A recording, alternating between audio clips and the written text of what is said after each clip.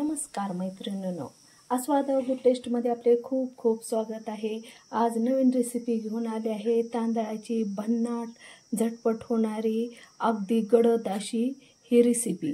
तर तुम्हाला ही रेसिपी पाहता क्षणी किती सुंदर, आकर्षक आणि किती अप्रतिम अशी गडद दिसत आहे। तर तुम्हाला माहिती आहे का, अगदी सोप्या पद्धतीने आज आपण रेसिपी पाहणार आहोत। अगदी घरातल्या अवेलेबल साहित्यातच आज ही रेसिपी आपल्याला बनवायची आहे। घरातल्या छोट-मोठ्या कार्यक्रमात ही रेसिपी तुम्ही करू शकता। अगदी घरात देवाचं छोटं-मोठं कार्यक्रम असतील तरीही तुम्ही ही रेसिपी करू शकता। तर चला मग अशा मस्त अशा भन्नाट अशा रेसिपीला सुरुवात करूया। बासमती तांदूळ आहेत, तुमच्याकडे जी अवेलेबल असेल तुम्ही ती यूज करू शकता। माझ्याकडे बासमती तांदूळ आहेत, 100 ग्राम आहेत। प्रथम मी स्वच्छ पाण्याने धुवून घेणार आहे। पाण्याने स्वच्छ धुतलेला आहे। आता भरपूर अशा पाण्यात आपल्याला हे तांदूळ भिजू घालायचे आहेत। एक रिकामी वाटी घेतलेली आहे, त्यात आपल्याला गरम दूध घ्यायचं आहे। गरम दूध घेऊन आपल्याला केसर त्यात भिजू घालायचं आहे। मस्त कलर येतो, केसर भिजू घालत आहे मी। आता एका वाटीत मी बदाम भिजू घालत आहे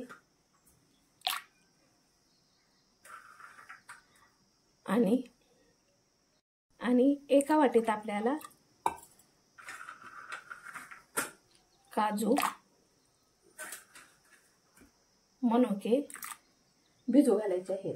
बदाम वेगळे का भिजू घातले आहेत, कारण आपल्याला खास करून बदाम वेगळे भिजू घातले आहेत कारण तांदूळ सोबत हे आपल्याला बारीक पेस्ट करून घ्यायचे आहेत। हे पूर्ण आपल्याला 10 ते 15 मिनिटं अशाच कंडिशनमध्ये भिजू घालायचे आहेत। अर्धा लिटर निरचं दूध घेतलेलं आहे, खिरीसाठी तापवून घेतलेलं आहे। आता 10 ते 15 मिनिटं झाले आहेत। आता हे तांदूळ मी मिक्सरमधून बारीक करून घेते। जास्त बारीकही नाही करायचं आणि जास्त मोठाडही नाही। छोटं मिक्सरचं बाउल घेतलेलं आहे आणि हे तांदूळ मी ह्याच्यात घालणार आहे। जास्त मोठाडही करायचं नाही, जास्त बारीकही करायचं नाही। आणि 2 ते 4 बदाम घालणार आहेत। मस्त स्ट्रक्चर होतं। जास्त मोठाडही मी दळलेलं नाही आणि जास्त बारीकही नाही। पाहू शकता अगदी ओबडधोबड मी दळून घेतलेलं आहे। कढई ठेवलेली आहे, गॅस सुरू केलेला आहे आणि आता आपल्याला लो गॅसवर थोडंसं तूप घालायचं आहे। मी साजूक तूप घातलेलं आहे आणि ही बारीक दळलेली म्हणजे मीडियम दळलेली पेस्ट आपल्याला ह्या तुपात परतून घ्यायची आहे। लो गॅसवर परतून घ्यायची आहे। मस्त फ्लेवर येतो।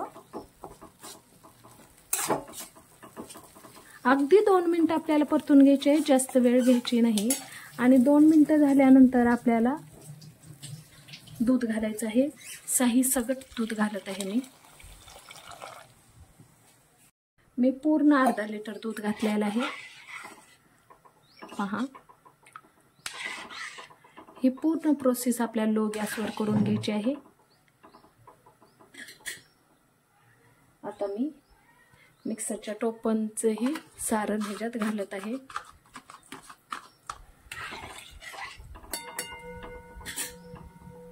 ओल्या नारळाचा किस घालायचा आहे।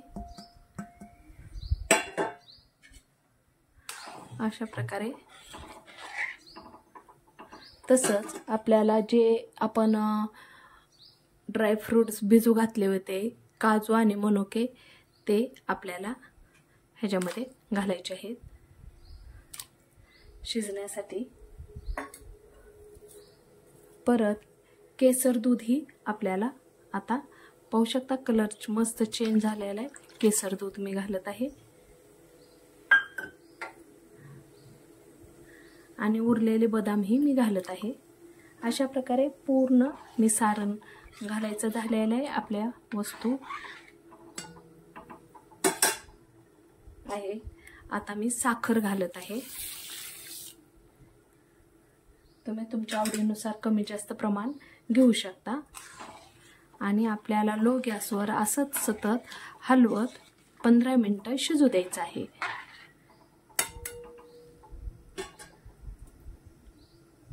अगदी घरात छोटा मोठा कार्यक्रम असेल तर मस्त अशा प्रकारची तांदळाची खीर तुम्ही बनवू शकता. फक्त आपल्याला 10 मिनिटं अगोदर प्रोसेस करावी लागेल आणि घरातल्या अवेलेबल सामानातच मस्त अशी रेसिपी ही होती.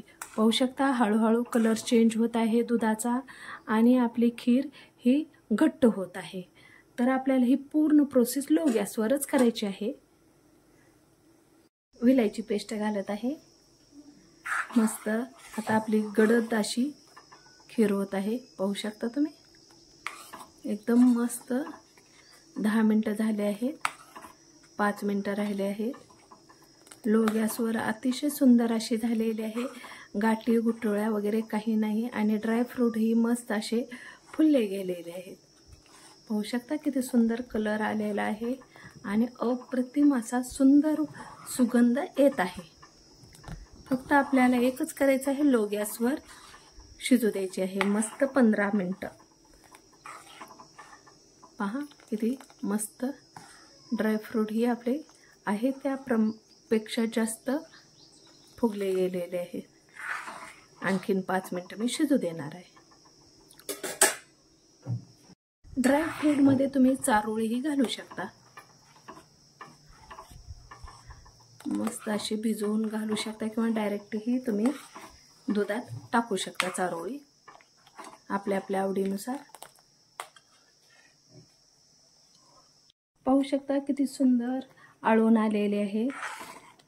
पहा किती घट्ट मस्त. तुम्ही पुरीसोबत चपातीसोबत खाऊ शकता किंवा अगदी असाही तुम्ही आस्वाद घेऊ शकता. अशी मस्त ही खीर होते तांदळाची. अगदी सोप्या पद्धतीने मी तुम्हाला दाखवलेली आहे. पाहू शकता मस्त असं स्ट्रक्चर झालेलं आहे आपल्या तांदळाच्या खिरीचं. तुम्ही पाहू शकता किती सुंदर दिसत आहे आणि झालेले आहे. आणि जसजशी थंड होईल तशी घट्ट होत असते. अशा प्रकारे 15 मिनिटं झालेले आहेत. आता मी गॅस बंद करते.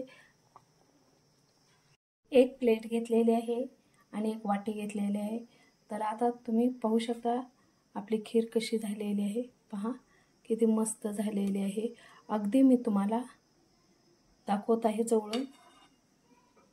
पहा किती दाणेदार आणि मस्त शिजले गेलेली आहे.